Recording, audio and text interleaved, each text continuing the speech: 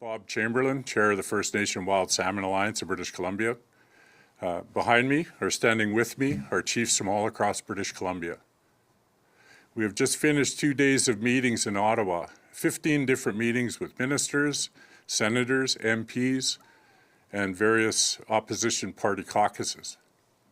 The message that we bring is the support from across British Columbia of First Nations for the Liberal government's transition plan to remove fish farms from BC oceans.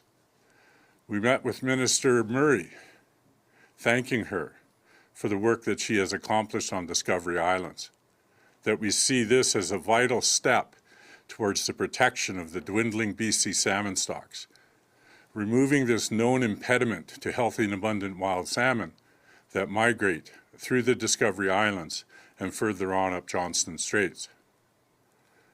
We've delivered a message to the government that we see this effort that is now underway from the federal government, joining hands with the provincial government's transitioning of fish farms, as a measure of reconciliation for across British Columbia with First Nations.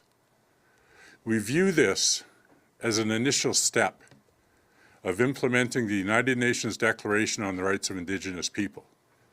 By taking this important step to safeguard the wild salmon for First Nations and British Columbians and the environment, we see that this is a strong action, a clear message to implement food security for some of the most impoverished people across the province.